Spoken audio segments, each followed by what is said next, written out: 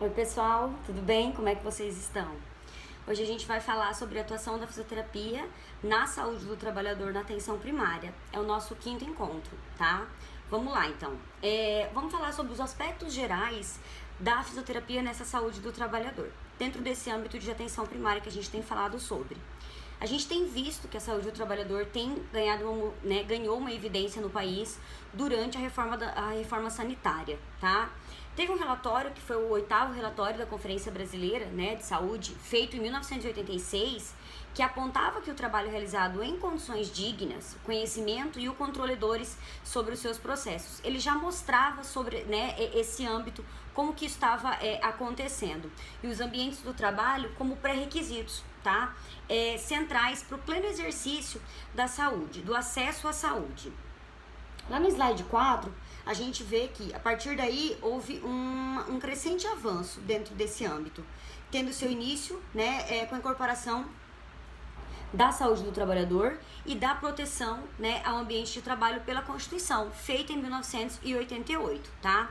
Em 1990, a gente teve, com a Lei 8080, eu já comentei um pouquinho sobre ela com vocês, que reconheceu o trabalho como um dos fatores determinantes e condicionantes, tá, da saúde, e atribuiu ao nosso Sistema Único de Saúde a responsabilidade de coordenar ações em todo o nosso país. Ações essas voltadas nesse ambiente do trabalhador, tá? Em todo o nosso, em toda a nossa nacionalidade. Com o objetivo de implementar ações assistenciais de vigilância e de promoção na saúde do SUS, surgiu em 2002 a RENAST, que é a Rede Nacional de Atenção Integral à Saúde do Trabalhador. Ela possui... Para que serve essa rede? Ela é um eixo principal para ter articulação de ação. Eu comentei, se eu não me engano, com vocês já sobre as redes de atenção à saúde, as RAS, que nós temos aí sendo implantada. Então, aí teve essa rede como eixo principal os CERESTs, que a gente tem aqui no município de Sinop, que são os Centros de Referência em Saúde do Trabalhador.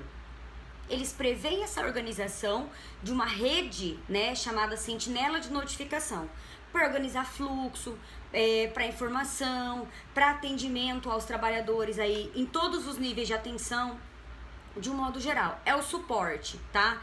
Que é preciso. Bom, lá no slide 6, a gente vai falar um pouquinho sobre a Política Nacional de Segurança e de Saúde no Trabalho, que é a PNSST. Ela é um programa para prevenir acidentes de trabalho. A gente sabe que o nosso país ainda tem um índice muito alto de acidentes de trabalho e danos à saúde do trabalhador.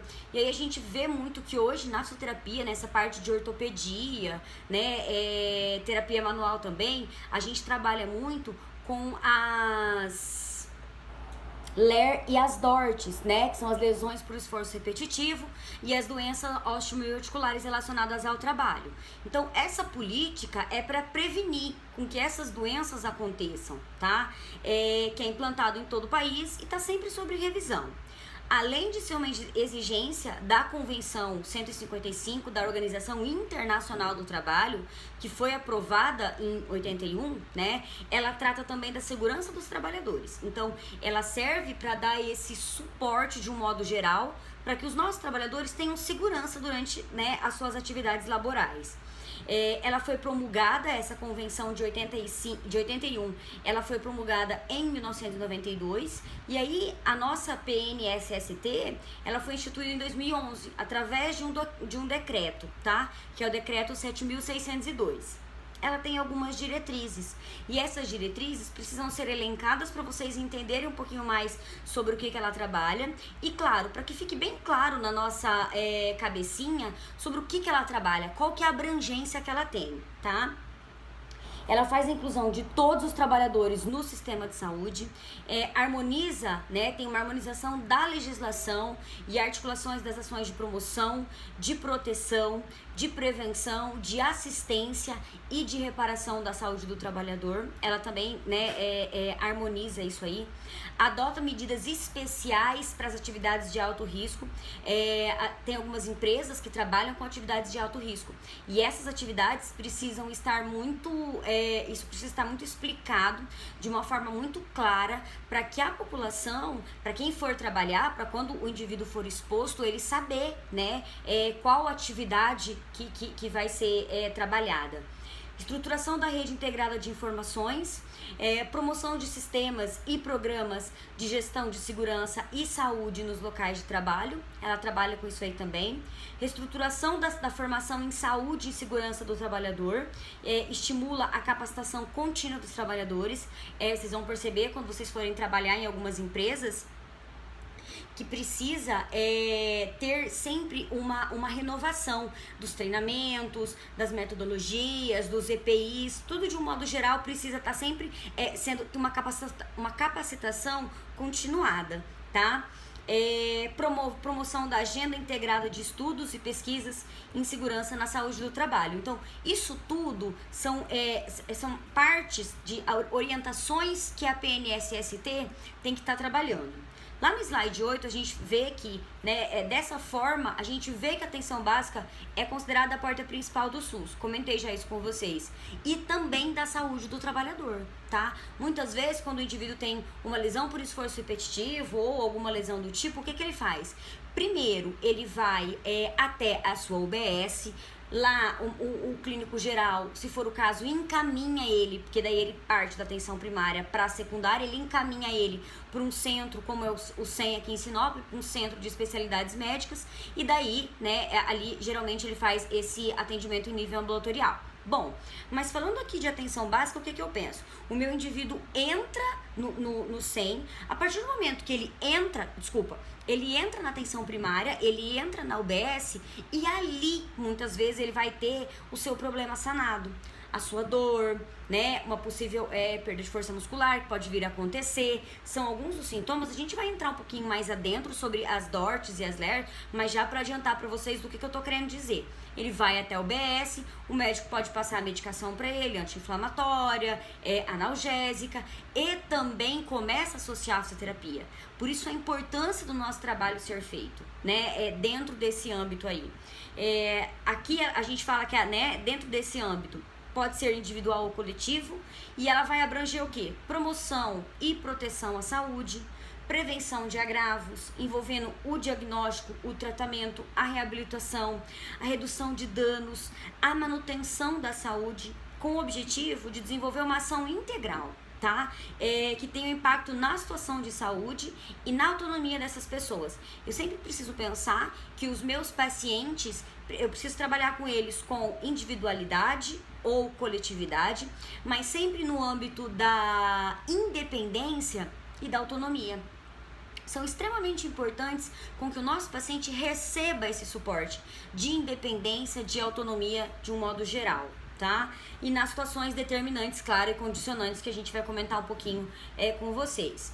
Em 1988, a gente teve vários fisioterapeutas atuando aí nessa parte do trabalhador. E eles fizeram o quê? Eles criaram a Associação Nacional de Fisioterapia do Trabalho para organizar e para normatizar essa área que estava crescendo muito. Hoje ela ainda continua crescendo. A gente vai falar um pouquinho sobre as resoluções, sobre algumas leis, mas eu já comentei com vocês, né? Tem alguns locais que tem uma obrigatoriedade em ter fisioterapeuta atuando na saúde do trabalhador. Por quê? Um número muito grande de funcionários, né? Não vale a pena pro empregador, para ele deixar esse funcionário chegar ao ponto de ser afastado. Muitas vezes é muito mais válido, e na maioria dos casos é muito mais válido, que esse empregador, em vez dele estar, ele pagar um fisioterapeuta para estar ali dentro, né, ele não pagar um fisioterapeuta, o funcionário dele, o empregado dele, ele se afasta por doenças, muitas vezes ele fica encostado pelo INSS.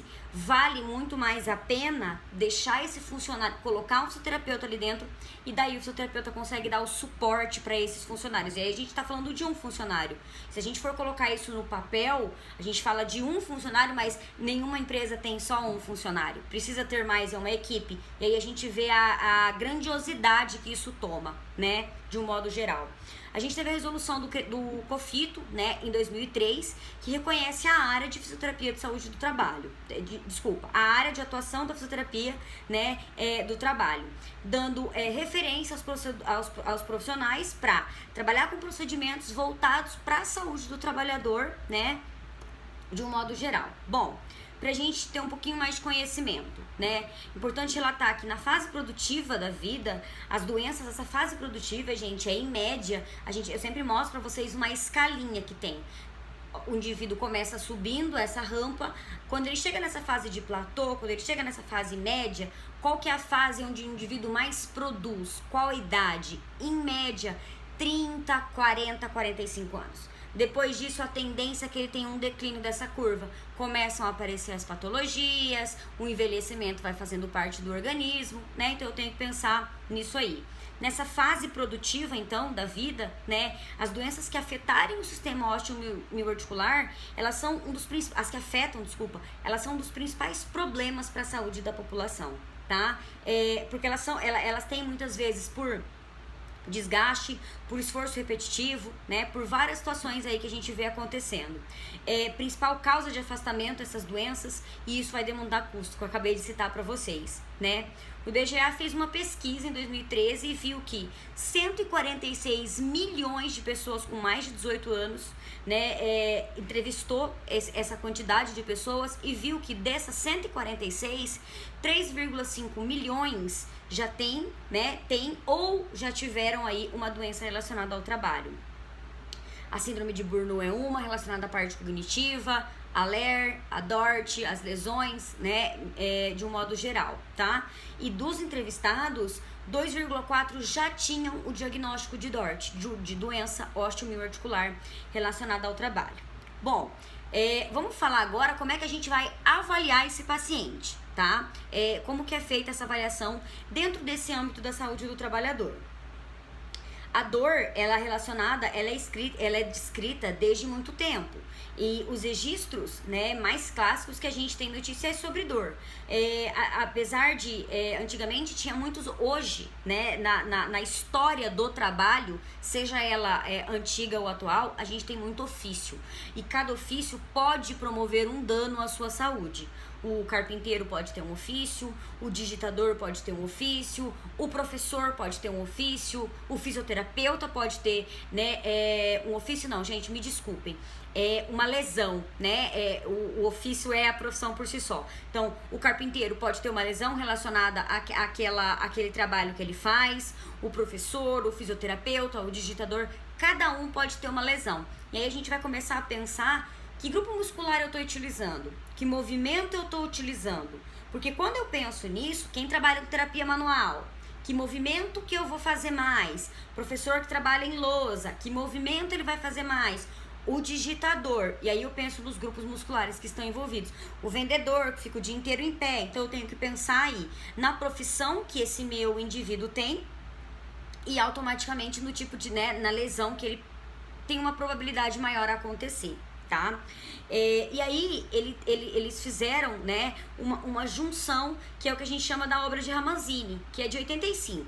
Nessa obra ele fala das afecções que são mais citadas, afecções relacionadas à dor, tá? Principalmente decorrente de movimento contínuos da mão, que os escribas e os notários tinham muito isso. Hoje a gente vai falar mais relacionado ao digitador, né? Então assim, isso viu através dessa obra de Ramazzini, né, que esses funcionários, esses escrituários, esses escribas, esses notários, eles tinham algumas lesões relacionados ao movimento por si só. A gente pensa no movimento de ombro, a gente pensa de cotovelo, flexão, o punho ter que manter uma destreza, geralmente a gente faz muita força, então a gente começa a associar algumas situações que era de antigamente. Hoje em dia, essas expressões de desgaste de estrutura do sistema musculoesquelético, né, tem várias categorias aí, né? Então, eu tenho várias denominações, como a lesão por esforço repetitivo, os distúrbios osteomioarticulares relacionados ao trabalho, que foram adotados pelo Ministério da Saúde e pelo Ministério da Previdência Social. Eu, como fisioterapeuta, Como que eu vou identificar um caso de Ler ou um caso de Dort? Lá no slide 14, a gente vê alguns quesitos que eu consigo abordar na minha avaliação. Bom, o principal, tá? Anamnese. Eu preciso de uma boa anamnese. Eu sempre vou precisar de uma boa anamnese quando eu estiver avaliando os meus pacientes. Então, na minha anamnese, o que vai ter? O que vai conter? A história das queixas atuais, fulano, o que mais te incomoda, o que te trouxe até aqui, os comportamentos e os hábitos relevantes, né? Como é que o senhor dorme, como que é a posição que o senhor utiliza para trabalhar, quanto tempo o senhor fica parado na mesma posição. Então, tudo isso eu também questiono de um modo geral, né? Os antecedentes pessoais, como que são os hábitos, como que foram os hábitos deles, né, até aqui. Os familiares, às vezes, esse meu paciente, ele tem alguns hábitos de vida que podem estar relacionados com algumas patologias. Eu também pergunto, tá?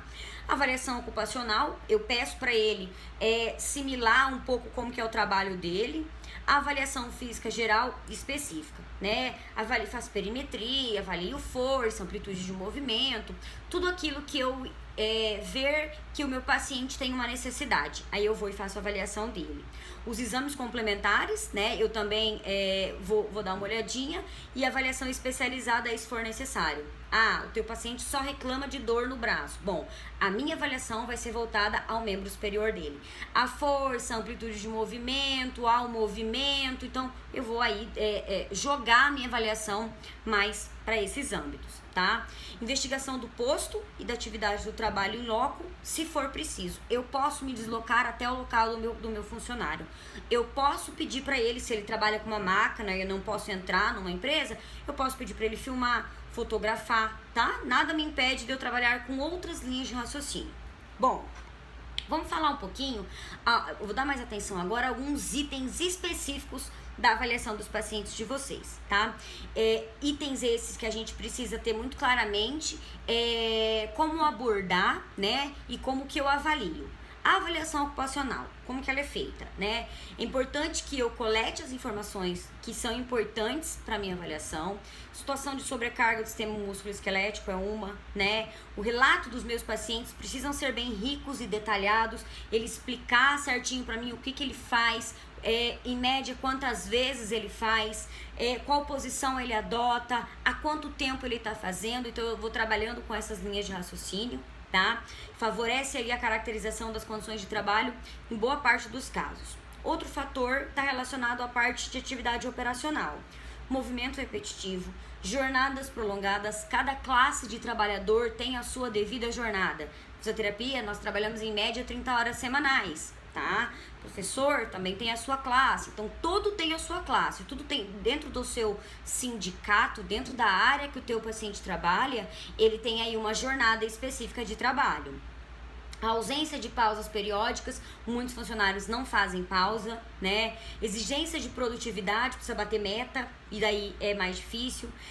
Exigência de força muscular, às vezes para ele pegar uma caixa muito alta, ele faz isso muitas vezes durante o dia, então ele pode apresentar aí essa exigência de força muscular. Identificação de segmentos do corpo com sobrecarga ou com maior exigência. Ele precisa pegar ele trabalha sentado, mas ele vem pegar um material do lado direito porque vem uma esteira e joga para o esquerdo. Então eu já entendo que grupos musculares vão estar mais ativados. Extensor de coluna, abdutores de ombro, flexores de punho e dedos, de cotovelo. Então eu começo a avaliar isso aí, tá?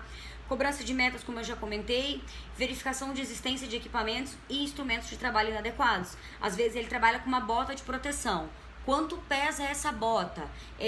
Ela tem um amortecimento ideal? Então, tudo isso eu também procuro saber, tá? Os postos de trabalho que ele pode ter ocupado anteriormente, às vezes o seu paciente pode não estar trabalhando agora, mas ele já trabalhou com isso. Então, eu vou atrás, né, dessa informação também. Na inspeção, desde quando ele entra na sala, como ele caminha, né, se tem assimetria, se tem uniformidade, como que os membros dele se portam, tá? Em tudo isso eu presto atenção. Aí já é possível com que vocês percebam que o paciente tem determinado alguns cuidados específicos. Às vezes ele vem com uma tala na mão, uma munhequeira, às vezes ele vem com uma tipóia, eu já começo a perceber desde aí, tá? E aí eu identifico as posturas, as assimetrias, eu também avalio o edema, coloração de pele, tá? Claro, gente, você vai ter que avaliar qual é a necessidade do seu paciente, porque você já fez a anamnese, então ele já te contou, você já descobriu.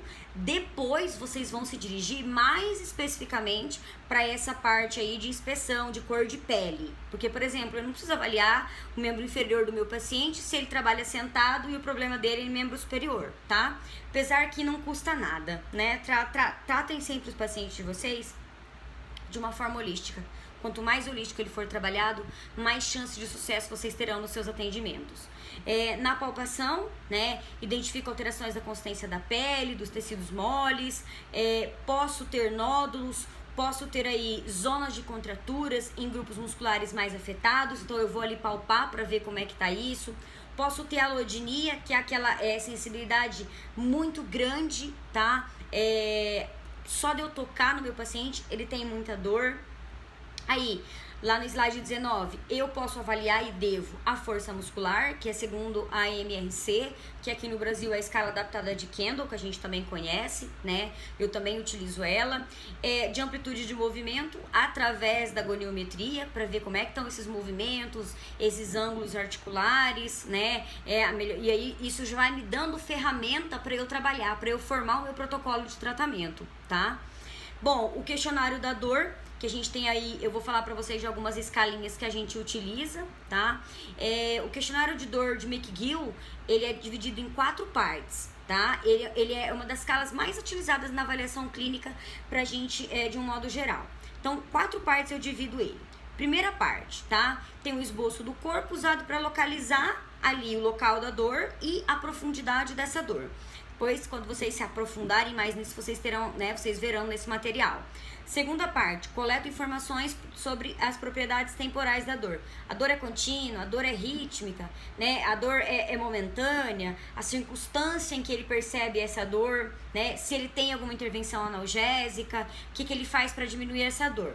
Terceira parte, ajudar o paciente a relatar as qualidades específicas da dor, e eu tenho ali, vai ter um conjunto de 68 palavras para dar para vocês ferramentas para, né, para o paciente conseguir relatar, porque dor é algo muito subjetivo.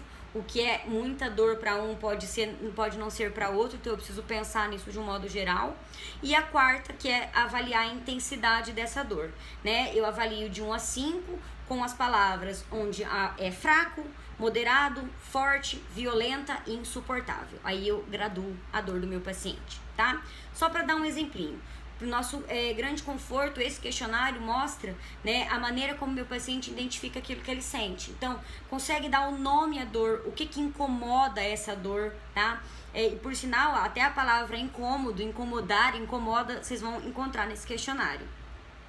Ela consegue achar alguma ou várias palavras que vão parecer com a dor. Então ele dá ferramentas, porque, gente, se vocês pegarem pessoas leigas para avaliar a dor, é muito difícil. Ela tem uma pobreza de vocabulário. Como que ela vai me falar o que ela tá sentindo se ela é semi-analfabeta, por exemplo?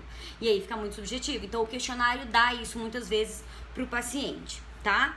Bom, vamos falar sobre as condutas fisioterapêuticas. Que condutas eu posso colocar dentro do meu tratamento? Sempre são suposições, né? A gente dá pra vocês as ferramentas, dá pra vocês pra abrir a linha de raciocínio, mas, gente, não tem receita de bolo, porque é você lá no seu dia a dia com o seu paciente, é a resposta que ele te dá, então tem um monte de informação aí que eu vou ter de um modo geral, tá?